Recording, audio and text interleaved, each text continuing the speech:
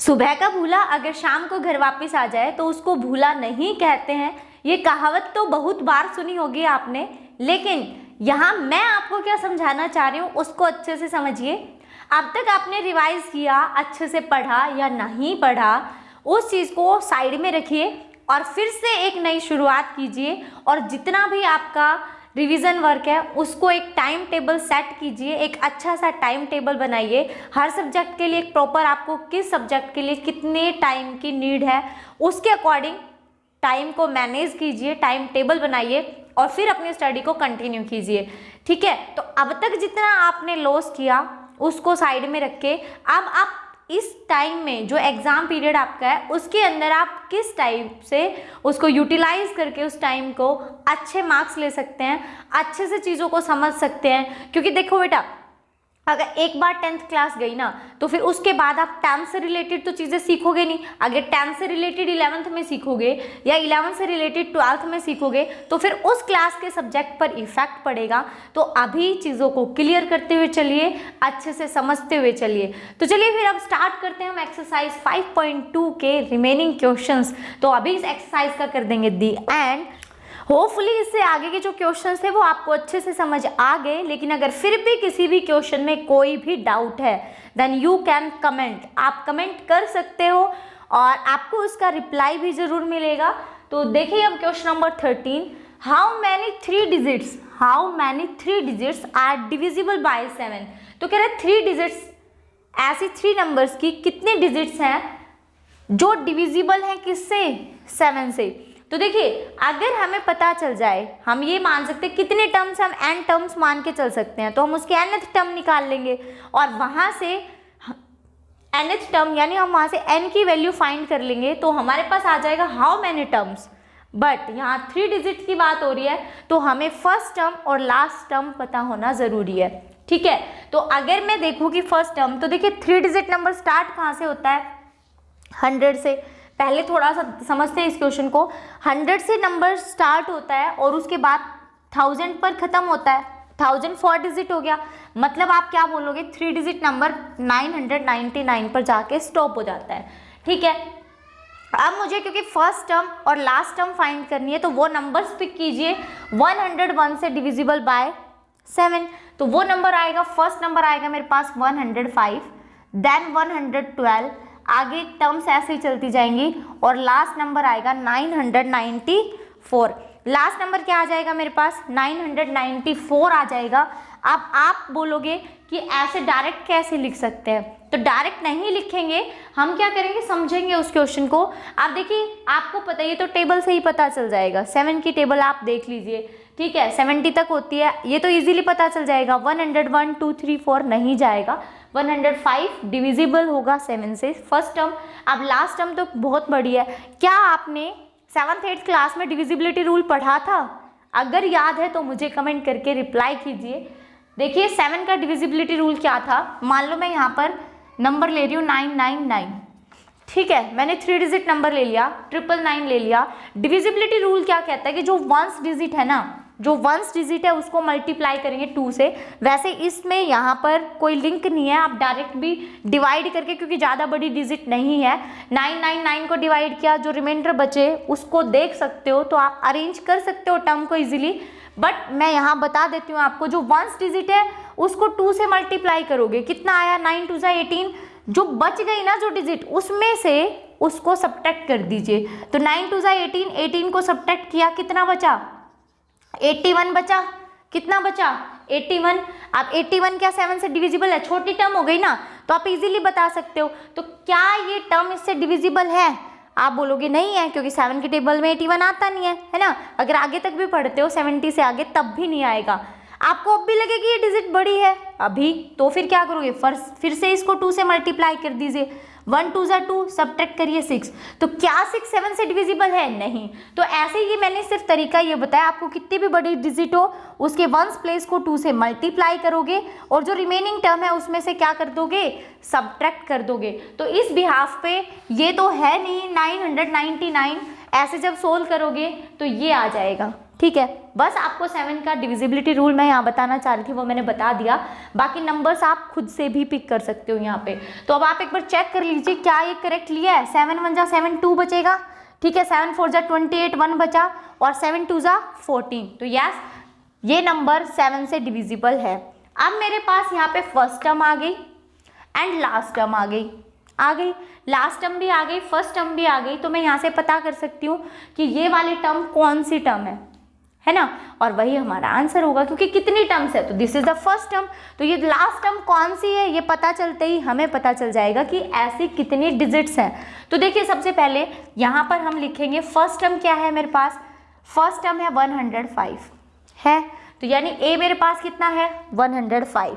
Common difference कितना होगा, simple सी बात है, अगर 7 से डिविजिबल है तो सबके बीच में 7 7 का डिफरेंस होगा, या फिर आप सब्ट्रैक्ट करके देख लीजिए, सारी टर्म्स ऐसी ही आएंगी, ठीक है। तो ए आपके पास है, डी आपके पास है 999 को लेट कर लो, लेट nth टर्म इज 994, या फिर आप इसको बोल सकते हो लेट लास्ट टर्म, भाई लास्ट टर्म तो है ही वो, और लास्ट टर्म को ही क्या बोलते हैं एन, भाई एन लास्ट वाली को हम ए एन से डिनोट कर रहे हैं, ठीक है।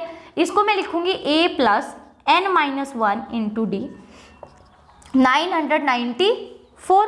सोल्व कर लीजिए, a की वैल्यू कितनी है 105 प्लस n माइनस 1 और d कितना है मेरे पास 7 इक्वल्स टू 994, ठीक है भाई।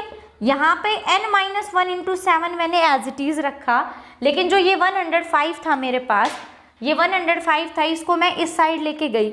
जब साइड यानी प्लेस चेंज करूंगी तो सिंबल भी चेंज हो जाएगा, तो ये आ जाएगा 994, यहाँ प्लस था इधर आके माइनस हो गया, ठीक है। तो देखिए सब्ट्रैक्ट करेंगे, ये आएगा मेरे पास n माइनस 1 इंटू 7 और सब्ट्रैक्ट करने पे कितना आ गया 9 8 और 8 889। वैल्यू किसकी निकालनी है आपको n की, तो क्या करेंगे यहाँ पर n माइनस 1 को रखेंगे यहीं, और ये 7 क्या है मल्टीप्लाई में, दूसरी साइड जाके ये क्या हो जाएगा डिवाइड। तो 7 1 जा 7 1 बचा, 7 2 जा 14 4 बचा, 7 7 जा 49, ठीक है। तो n माइनस 1 आया 127, तो n की वैल्यू कितनी हो जाएगी, ये माइनस 1 उधर जाके क्या हो जाएगा प्लस, देन n आ गया मेरे पास 128। यानी आप ये बोल सकते हो कि 3 डिजिट की कितनी टर्म्स होगी 128 टर्म्स होंगी, जो कि डिविजिबल होंगी किससे बाय 7, ठीक है। तो यहाँ पर हम बोलेंगे there are 128 terms of 3 digits which are divisible by 7, ठीक है। नेक्स्ट क्वेश्चन देखिए भाई, how many multiples of 4 lies between 10 and 250। 10 और 250 के बीच में कितने मल्टीपल्स लाई करते हैं, कितने मल्टीपल्स लाई करते हैं ये हमें चेक करना है। तो सेम जैसे ये वाला क्वेश्चन सोल्व किया था, सेम उसी तरह से हम जो 4 के मल्टीपल्स है ना वो मल्टीपल्स फाइंड कर लेंगे कि भाई उससे फर्स्ट टर्म हमारे पास आ जाए और हमारे पास लास्ट टर्म आ जाए। तो क्या कह रहा है कि 4 के मल्टीपल्स हों और किस किस के बीच में लाई करे, 10 एंड 250 के बीच में लाई करे ये मेरे पास है ना। तो अब हम देखते हैं कि वो नंबर्स क्या होंगे। तो देखिए 10 और 250 के बीच के नंबर्स हैं, ये है ना 10 to 250 के बीच के नंबर्स हैं। तो जो 4 के मल्टीपल्स हो, तो 10 तो है नहीं, 11 भी नहीं होगा, 12 4 की टेबल में आता है, यानी 4 का मल्टीपल है ना, इतना तो पता है। तो क्या आ जाएगा मेरे पास 12, ठीक है। तो हम लिख सकते हैं वी ऑब्जर्व, हमने ऑब्जर्व किया, वी ऑब्जर्व, ऑब्जर्व करने के बाद हमने लिखा 12 आ गई फर्स्ट टर्म, उसके बाद फिर मल्टीपल, फिर तो 4 का गैप हो जाएगा। तो 12 के बाद 16 के बाद 20, ये कंटिन्यू प्रोसेस चलेगा आगे तक, ठीक है। तो ये आगे 12 16 20 फर्स्ट टर्म की पता जरूरी था, वो हमने कर लिया, बाकी के नंबर्स पता चल जाएगा। अब बात करते हैं 250, डिवाइड करके देखो भाई 254 से डिविजिबल है, पहले तो डिविजिबिलिटी रूल लर्न कर लो, क्या पीछे के दोनों डिजिट्स क्या हो 4 से डिविजिबल, ये तो है नहीं। या फिर डायरेक्ट करके देखो 4 से 4 6 जा 24, 1 बचा तो 4 2 जा 8, लेकिन 2 रिमाइंडर बच गया, 2 क्या बचा हमारे पास रिमाइंडर बचेगा। अगर 2 रिमाइंडर है तो 2 सब्ट्रैक्ट कर दो ना, 50 में से 2 गया 248 आया, तो 248 में तो रिमाइंडर 0 आना चाहिए, यानी 4 से डिवाइड करके देख लीजिए, 4 6 जा 24, 4 2 जा 8। इसका मतलब 248 एक वो नंबर है जो क्या है, मल्टीपल है। किसका मल्टीपल है भाई? 4 का मल्टीपल है। तो ये आ जाएगा मेरे पास, लास्ट जो डिजिट आएगी 248। ठीक है, तो we observe 12 16 20 248 is an AP. ठीक है, ये एक एपी है। किस किस के बीच के नंबर्स की? 10 to 250 numbers is an AP which is multiples whose term, ये लिख सकते हो, whose terms are multiples of 4 and lies between 10 to 250।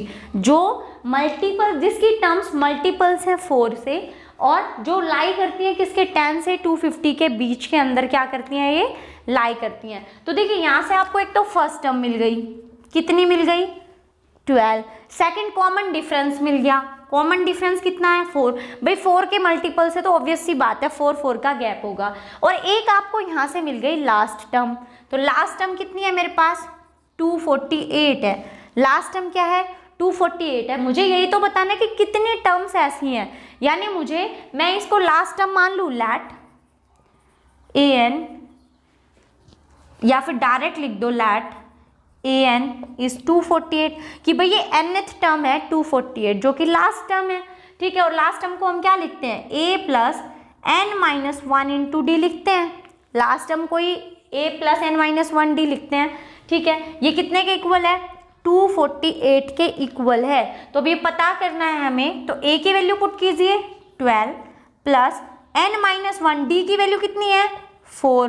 तो ये आ गया मेरे पास 248। सोल्व करो भाई, तो ये आ जाएगा n minus 1 into 4 equals to, देखिए n माइनस 1 इंटू 4 मैंने एज इट इज लिखा, ये जो 12 था ना, ये इधर जाके क्या कर दूंगी? इसको सब्ट्रैक्ट कर दूंगी, तो ये इधर आया और सब्ट्रैक्ट हो गया।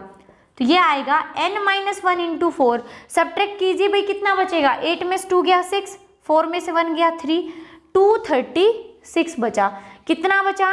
236 बचा। तो यहाँ से n माइनस 1 आ गया मेरे पास 236, ये मल्टीप्लाई था, इधर जाके क्या हो जाएगा? डिवाइड, यानी डिवाइडेड बाय 4। ठीक है, तो ये आ जाएगा मेरे पास 4 से 4 5 जा 20 और 4 9 जा 36, तो 59। सो n आ गया मेरे पास 59। ये क्या है? -1 है, दूसरी साइड जाएगा तो क्या हो जाएगा? +1, यानी कि 60 टर्म। सो n की जो वैल्यू आ गई मेरे पास, वो आई मेरे पास 60। तो आप बोल सकते हो कि इसके बीच में कितनी टर्म्स हैं? 60 टर्म्स है, क्योंकि भाई ये लास्ट टर्म थी ना, और लास्ट टर्म कौन सी आई है? 60th टर्म है। तो मतलब जो मल्टीपल्स है ना 4 के, 10 से 250 के बीच में, वहाँ पर कितनी टर्म्स लाई कर रही हैं? वहाँ पर 60 टर्म्स लाई कर रही हैं। या फिर आप बोल सकते हो कि यहाँ पर कितने मल्टीपल्स हैं? 60। तो लास्ट में बोल दो, so there are 60 multiples of 4 lies between 10 to 250। ठीक है, तो क्वेश्चन समझ में आया?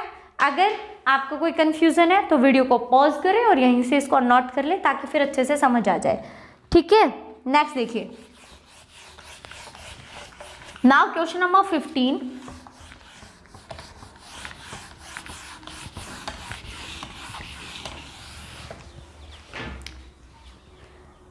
क्वेश्चन है, for what value of n are the nth term of 2 APs are equal. कह रहे किस वैल्यू के लिए, n की किस वैल्यू के लिए जो 2 APs है, दोनों APs की nth टर्म इक्वल होगी।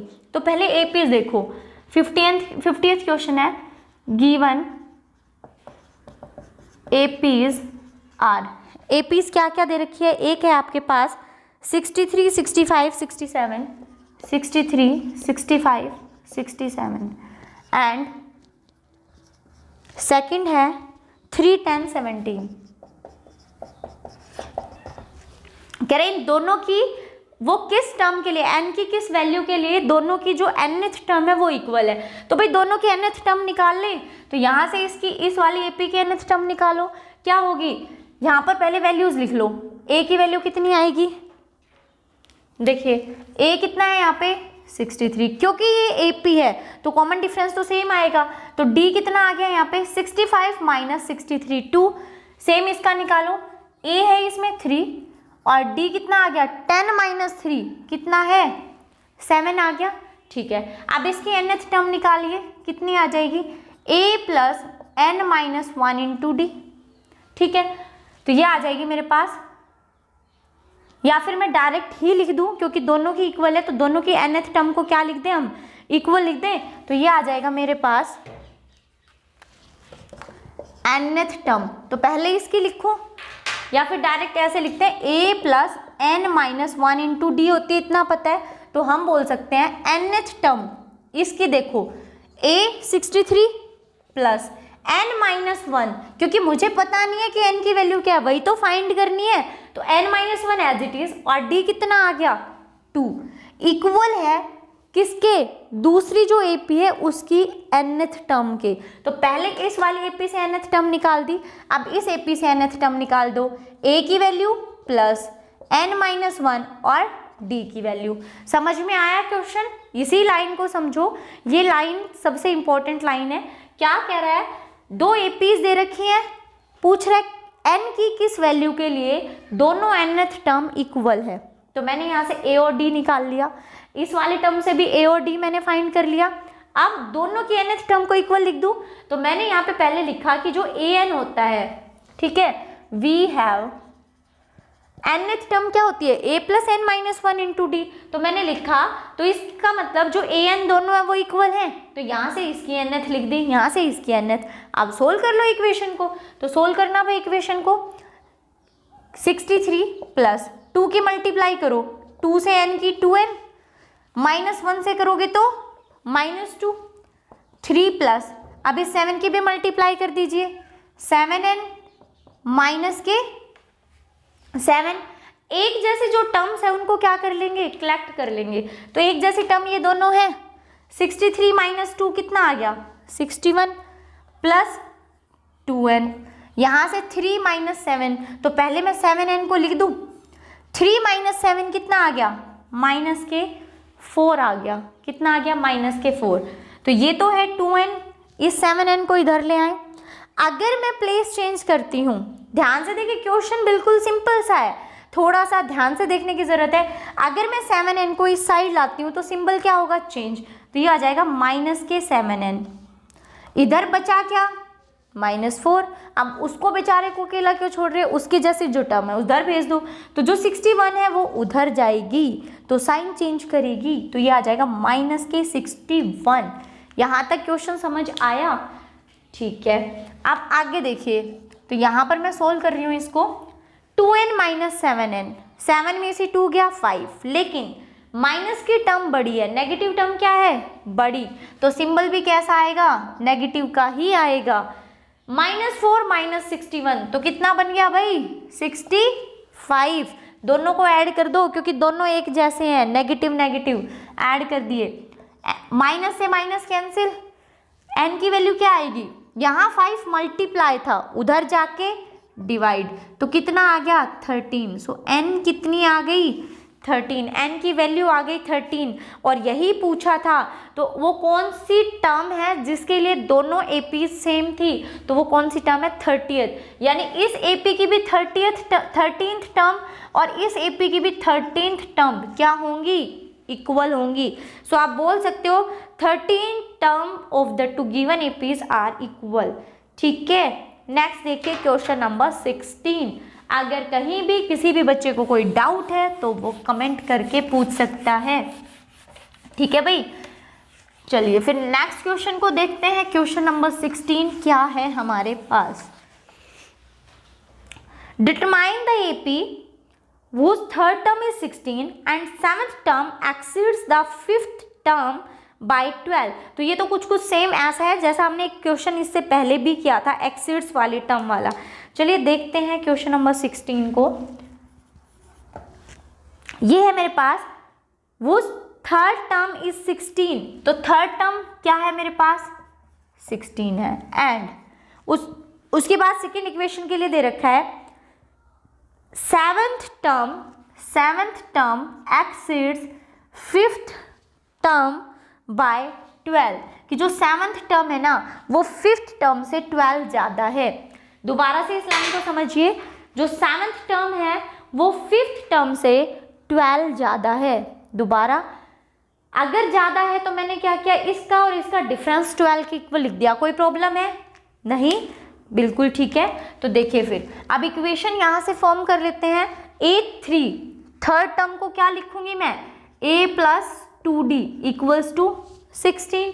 इसको देखिए सेवंथ टर्म को लिखेंगे हम A plus 6D minus fifth term को क्या लिखेंगे A प्लस 4D। कुछ भी नहीं करना, अगर फर्स्ट लाइन समझ में आ गई, क्वेश्चन समझ में आ गया तो सॉल्यूशन बिल्कुल इजी सा है।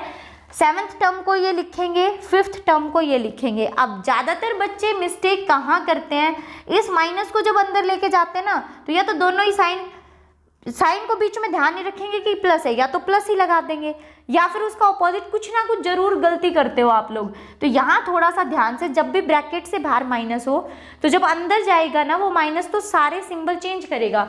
यहाँ पहले प्लस था, माइनस हो गया, यहाँ भी पहले प्लस था, अब क्या हो जाएगा माइनस के 4D। आप सॉल्यूशन देखिए, ये प्लस का है ये माइनस का है, कैंसिल, ठीक है।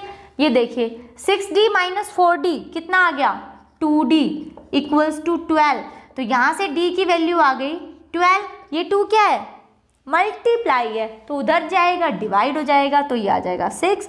तो ये आ गया मेरे पास D की वैल्यू, कितनी आ गई 6। तो यहाँ तो अलग अलग दो इक्वेशंस को सोल्व करने की भी ज़रूरत नहीं पड़ी, क्योंकि हमें D की वैल्यू स्टार्टिंग में ही मिल गई।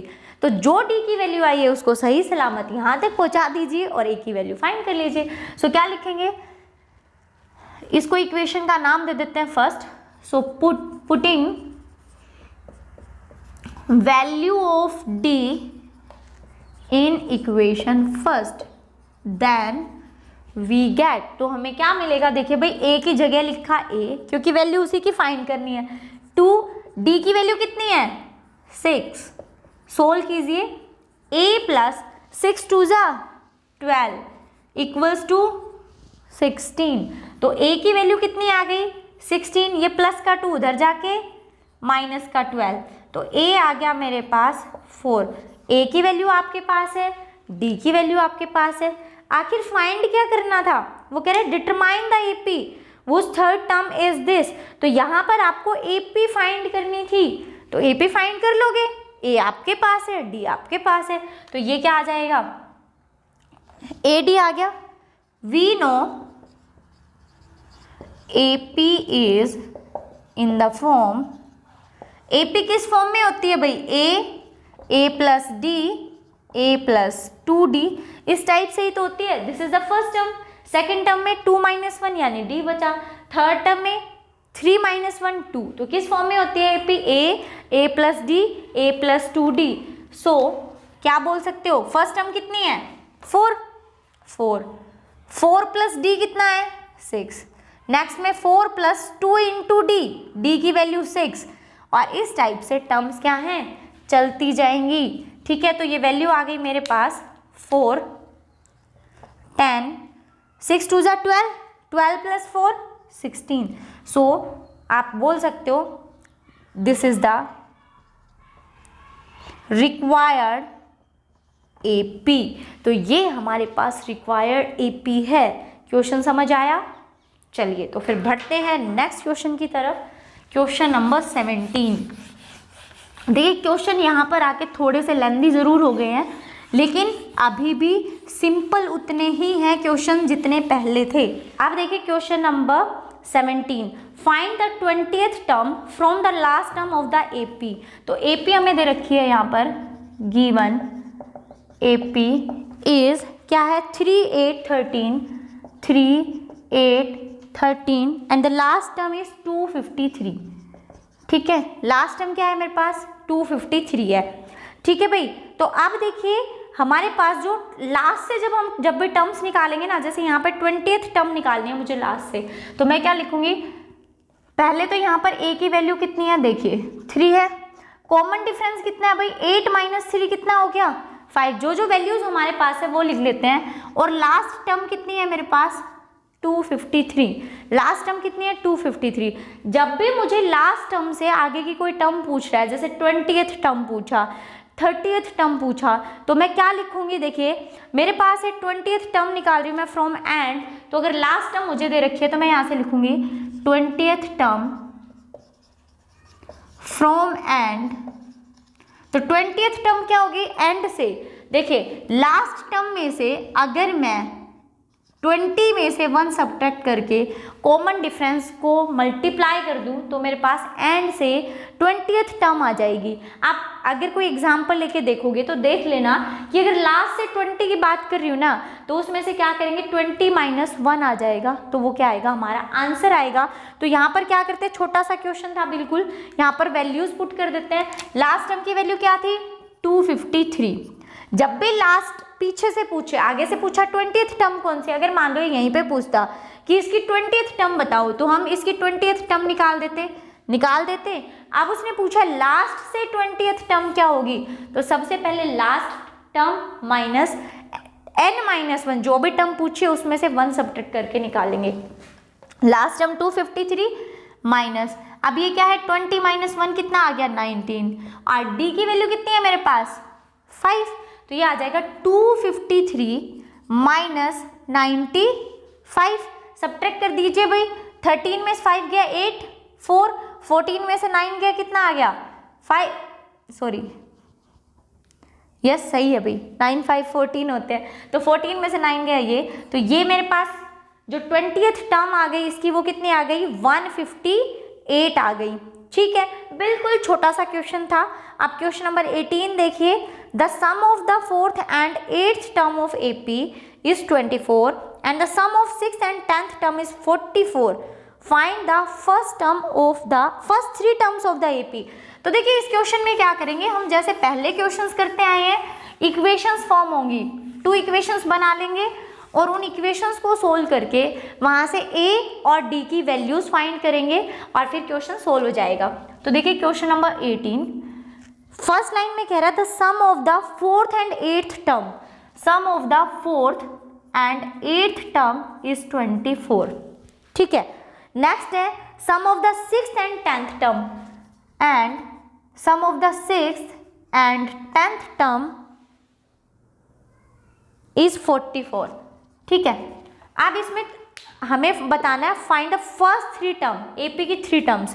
तो टर्म्स कब आएंगे, जब हमारे पास फर्स्ट टर्म और कॉमन डिफरेंस हमारे पास होगा, तो उसको फाइंड करते हैं। देखिए फर्स्ट टर्म और कॉमन डिफरेंस को कैसे फाइंड करेंगे, A4 है, A4 को 4th टर्म को क्या लिखते हैं A + 3D, 8th टर्म को क्या लिखेंगे A + 7D इक्वल्स टू 24।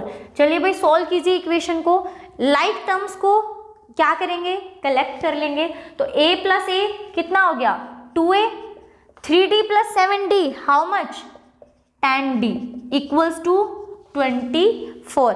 इस इक्वेशन को अगर और सिंपल करना चाहो तो कर सकते हो, कैसे 2 सब में से कॉमन लेके, और अगर आपको नहीं करनी तो यहीं पर इसको नाम दे दो इक्वेशन फर्स्ट। सेकंड को सोल्व करते हैं, 6th टर्म को क्या लिखोगे A + 5D, 10th टर्म को क्या लिखोगे A + 9D। समझ आया क्वेश्चन, टर्म्स आपको पता है, फॉर्मूला आपको पता है, क्योंकि स्टार्टिंग से इतने सारे क्वेश्चंस आप कर चुके हो, तो टर्म्स को फटाफट से रखिए और इक्वेशन फॉर्म कीजिए।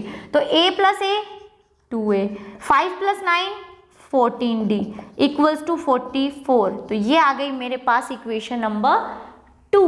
क्या करें, दोनों को सोल्व कर लेते हैं। तो ये आएगा मेरे पास subtract equation first from equation second. First को सेकंड में से क्या करेंगे सब्ट्रैक्ट करेंगे, तो मेरे पास वैल्यूज आ जाएंगी 2A + 14D equals to 44। Subtract करें किस इक्वेशन को फर्स्ट को, तो ये आ जाएगा 2A + 10D इक्वल्स टू 24।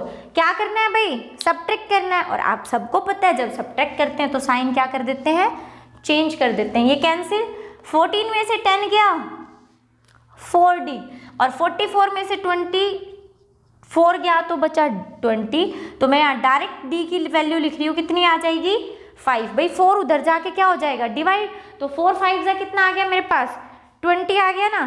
तो ये आ गया मेरे पास, D की वैल्यू आ गई 5। अब इस D की वैल्यू को किसी भी इक्वेशन में पुट करके A की वैल्यू निकाल सकते हैं।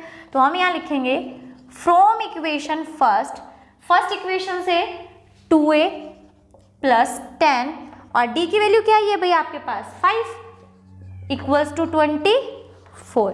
तो ये आ जाएगी 2A 10 5 जा 50 इक्वल्स टू 24। ठीक, तो 2A एज इट इज 24, ये प्लस 50 उधर जाके माइनस के 50 आ गए। तो 2A आया, 50 में से 24 को सब्ट्रैक्ट करोगे तो 26, लेकिन वो कैसे हैं, माइनस की 26 है। और ये 2 भी उधर जाके क्या हो जाएगा, डिवाइड। तो ये आ जाएगा माइनस के 13। तो यहाँ से A की वैल्यू आ गई माइनस के 13। अब बताइए मुझे जल्दी से कि क्या यहाँ तक आपको वैल्यू समझ आ गई, क्या यहाँ तक क्वेश्चन में कोई भी डाउट है। तो यहाँ पर देखिए A आया मेरे पास माइनस के 13 और D आ गया 5। अब मुझे इसकी फर्स्ट 3 टर्म्स बतानी थी, तो भाई फर्स्ट 3 टर्म्स क्या होंगी इसकी, जल्दी से मुझे बताइए। तो फर्स्ट टर्म कैसे लिखते हैं, A प्लस D और A प्लस 2D, यही तो होता है ना। सो फर्स्ट 3 टर्म्स आर, क्या क्या होंगी, first term A, second A plus D and third A plus 3D। और अब इसके जो आंसर्स हैं वो आप मुझे कमेंट करके बताएंगे। देखती हूँ कौन बच्चा सबसे पहले कमेंट करके मुझे इसका आंसर सॉल्यूशन भेजता है और कितने बच्चे मुझे इसका करेक्ट सॉल्यूशन भेजते हैं। ठीक है, तो A हमारे पास ये है, D हमारे पास ये है, इन टर्म्स में पुट करे वैल्यू और मुझे सॉल्यूशन भेजे। ठीक है, अब देखते हैं इसका question number 19। Only 2 questions are left. तो देखिए 19th क्वेश्चन क्या है, Subha Rao started work in 1995 at an annual salary of ₹5,000 and received an increment of ₹200 each year. In which year did his income reach ₹7,000। तो कह रहे कि देखिए सुभा राव है वो स्टार्टेड करती है वर्क 1995 पे। तो सुभा राव स्टार्टेड वर्क एट 1995। कब से स्टार्ट करती है भाई, 1995, वर्क इन 1995 में वो स्टार्ट करती है और उसकी जो फर्स्ट सैलरी होती है वो कितनी होती है 5,000। ठीक है, उसके बाद उसको हर साल इंक्रीमेंट मिलता है 200 का। तो अगर 200 का इंक्रीमेंट है तो मतलब वो कॉमन डिफरेंस होगा। तो यहाँ से मैं बोलूँ A तो है मेरे पास 5,000, यानी फर्स्ट इनकम जो थी वो फर्स्ट टर्म बन जाएगी। और 200 का हर बार क्या लग रहा है, इंक्रीमेंट। तो 200 क्या हो जाएगा, कॉमन डिफरेंस। भाई सेम कॉमन ही तो रहेगा सारी सैलरीज में, तो क्या होगा वो कॉमन डिफरेंस हो जाएगा। तो इसका मतलब हमारे पास जो AP आएगी वो कुछ इस टाइप की आएगी, हर बार 200 का इंक्रीमेंट। तो 200 बढ़ाते जाओ, लास्ट में कह रहा है ये बताइए कि उसको किस ईयर में 7,000 मिलेगा। तो मैं लास्ट मान लूँ क्योंकि वो 7,000 की बात कर रहा है कि भाई 7,000 कौन से ईयर में मिलेगा। तो अगर हम इसको nth टर्म मान ले और यहाँ से n की वैल्यू निकाले तो प्रॉब्लम सॉल्व हो जाएगी। तो हमें पता चल जाएगा कि किस साल में इसको 7,000 रुपीज़ मिलेंगे, है ना, कितने साल बाद इसको 7,000 रुपीज़ मिलेंगे। तो यहाँ पर करते हैं let an equals to 7,000। an को मैंने क्या मान लिया, 7,000 मान लिया। ठीक है, तो भाई 7,000 मानने का मतलब सिर्फ यही है क्योंकि वो पूछ रहा है कि ये बताइए कि किस साल में, in which year did his income reach ₹7,000। तो वो ईयर हमें निकालना है ना। तो यहाँ पर nth टर्म को क्या बोलेंगे, A plus n-1 into D। ठीक है, A की वैल्यू पुट करें, A की वैल्यू कितनी है 5,000 प्लस n तो मुझे फाइंड करना है तो उसको तो लिखेंगे n-1। D की वैल्यू है 200 और ये टोटल कितनी आ गई 7,000। तो ये आएगी सोल्व करने के बाद n-1 इंटू 200। भाई इसको तो एज इट इज रहने दो, ठीक है। इसको उधर ले जाएंगे, 7000 माइनस 5000 2000, ठीक है। हमें वैल्यू चाहिए n-1 को एज इट इज रखेंगे, n की वैल्यू चाहिए ना, तो ये 200 को उधर क्या कर दें, डिवाइड। तो कितना आ जाएगा 2000 डिवाइडेड बाय 200, तो कितना आएगा 210 है ना। तो n-1 आ गया मेरे पास, n-1 आया कितना 10। So what is the value of n, 10 + 1 यानी कि 11। तो वो कह रहा भाई 11, क्योंकि हर साल कितना इंक्रीमेंट था 200, तो जो ये 7000 मिले थे वो कितने साल बाद मिलेंगे, 11 ईयर्स के बाद उसको मिलेगा, ठीक है। तो उसकी सर्विस के 11 ईयर्स के बाद, उसकी सर्विस के 11 after 11 years, after 11 years of her service she get, कितना मिलेगा, सी गेट रुपीज 7000, ठीक है भाई। 11 ईयर्स के बाद उसको कितने रुपए मिलेंगे, 7000 रुपीज, ठीक है। अब करते हैं इसका लास्ट क्वेश्चन। इस क्वेश्चन में कोई भी डाउट है, देखिए शुरू में हमने लेट की कि 5000, लेट नहीं की, उसने दे रखा था 5000 है, हर साल उसकी सैलरी 200 का इंक्रीमेंट लेती है, तो हर बार 200 ऐड कर दिए। अब वो पूछ रही है ये बताओ 7000 रुपीज़ उसको कितने साल बाद मिलेंगे। तो हमने यहाँ पर इसको nth टर्म मान लिया और यहाँ से n की वैल्यू फाइंड कर दी। तो यानी उसको 11 ईयर्स के बाद क्या मिलेंगे, 7000 रुपीज़ मिलेंगे विद 200 इंक्रीमेंट एवरी ईयर, ठीक है। तो इस टाइप से आप अपनी पॉकेट मनी भी डिसाइड कर सकते हो। आपकी जो अभी पॉकेट मनी है, तो एक पहले से एक वैल्यू को फिक्स कर लीजिए कि आपको हर मंथ कितने रुपीज़, 10 रुपीज़ एक्स्ट्रा चाहिए, 50 एक्स्ट्रा चाहिए या 100, और आफ्टर कितने ईयर्स के बाद आपको कितने रुपीज़ मिलेंगे। तो आप इस टाइप से एक नॉर्मल सा क्वेश्चन सोल्व कर सकते हो, जिससे आपकी प्रैक्टिस होगी और आपको पता भी चल जाएगा कि आपको कितनी पॉकेट मनी, आपकी पॉकेट मनी कितनी इंक्रीज होगी, है ना। चलिए अब लास्ट इसके क्वेश्चन को डिस्कस करते हैं। ये कह रहा है Ramkali save ₹5 in the first week of a year and then increased her weekly saving by ₹1.75. If in the nth week her weekly saving becomes ₹20.75. Find n. तो देखिए क्वेश्चन तो बिल्कुल सिंपल सा है, बट क्या प्रॉब्लम है क्वेश्चन के अंदर कि पॉइंट्स में वैल्यूज है ना। तो कह रहा कि रामकली ने कितने रुपीज सेव किए भाई, 5। सो फर्स्ट टर्म इज 5 है ना, 5 रुपीज है। कॉमन डिफरेंस कितना है, 1.75। कॉमन डिफरेंस कितना हो गया मेरे पास, 1.75 रुपीज़ हो गया। तो मुझे यहाँ पे ज़रूरी नहीं कि मैं यहाँ पे आपको AP बना के ही दिखाऊं, बना भी सकते हो, आपकी चॉइस है। क्योंकि क्या हो जाएगा, A5 A+D, इसमें ये ऐड कर दीजिए, फिर A+2D, इस टाइप से आप ऐड करोगे। तो जैसे फर्स्ट हेयर AP आप लिख सकते हो फर्स्ट टर्म 5, नेक्स्ट टर्म में एक ऐड करोगे तो 6.75, आगे टर्म्स चलती रहेंगी। और उसने पूछा कि उसकी सेविंग 20.75 रुपीज़ कब होगी। तो ये nth टर्म लेट कर ले, जैसे सोल्व करते आए हैं वैसे इसको सोल्व करेंगे, क्योंकि हमें उसको क्या बताना है, किस वीक में, कौन से वीक में। तो वो nth वीक है, उस n की वैल्यू आपको फाइंड करनी है।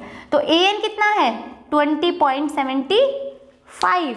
ये वैल्यू आपको बतानी कि इतने रुपए उसने किस वीक में सेव किए, कितने वीक्स में। तो देखिए an की value a + n-1 into D, value तो दे ही रखी है हमें, a की भी और d की भी, पुट कर दीजिए। a की है 5, n-1, d की है 1.75। अब कई बच्चे कहेंगे क्वेश्चन तो सिंपल था बट पॉइंट्स की वजह से सोल्व नहीं हो पाया। तो देखिए पॉइंट्स आ गए तो क्या है, उसको उसी बेस पे थोड़ा आराम से सोल्व कर लीजिए, क्वेश्चन तो सोल्व होगा अब भी। तो अब ये वैल्यू तो एज इट इज रखी, ये जो 5 था उधर लेके गए, उधर लेके जाएंगे तो क्या हो जाएगा, सब्ट्रैक्ट। तो कर दो सब्ट्रैक्ट, कितना आएगा, n-1 इंटू में 1.75, 20.75 माइनस के 5 कितना आ जाएगा भाई, सिंपल सा है, 5 यहाँ रखोगे, यहाँ मत सब्ट्रैक्ट कर देना, 5 यहाँ रखोगे 5.0, तो ये आपके पास कितना आएगा, 15.75 आएगा। ठीक है, यहाँ पर ये वैल्यू क्या थी, मल्टीप्लाई, तो मैंने इधर इसको क्या कर दिया, डिवाइड। अब और देखिए यहाँ पर भी 2 डेसिमल, यहाँ पर भी 2 डेसिमल, इसको सोल्व करूँगी नीचे 100 आएगा, यहाँ से डेसिमल को रिमूव करूँगी ऊपर 100 आएगा, दोनों कैंसिल। अब ये कितने पे कट होगा, देख इसको कर देते हैं हम 25 7 जा, और ये आ गया 25 6 जा 150, और 25 3 जा 75, 7 9 जा 63, या फिर आप इसको डायरेक्ट 9 जा पे भी कट कर सकते थे। तो ये आ गया n-1 आ गया मेरे पास 9, तो n कितना आ गया, 9 + 1 10 आ गया। तो उसने पूछा था किस वीक में, if in the nth week her weekly saving becomes this, then find the value of n. So value of n is 10। ठीक है, तो भाई ये क्वेश्चंस थे इस एक्सरसाइज के, एक्सरसाइज 5.2 के, जो कि हो गई है कंप्लीट। तो चलिए फिर मिलेंगे नेक्स्ट एक्सरसाइज के साथ, और इस एक्सरसाइज की एक धमाकेदार, ये बोल सकते हो कि अच्छी सी एक परफॉर्मेंस होनी चाहिए आपकी, क्योंकि बड़े आराम से मैंने एक एक क्वेश्चन आपको करवाया है, तो एक अच्छा सा रिवीजन इसका आप लोग लोगे, और उसके बाद अगर कोई डाउट है तो उसको सोल्व करोगे या फिर कमेंट करके पूछोगे। बट अब इन एक्सरसाइज में आपका एक भी जो डाउट है वो रहना नहीं चाहिए। चलिए तो फिर खुश रहिए, मुस्कुराते रहिए और ऐसे ही पढ़ते रहिए। पढ़ेगा इंडिया तभी तो बढ़ेगा इंडिया।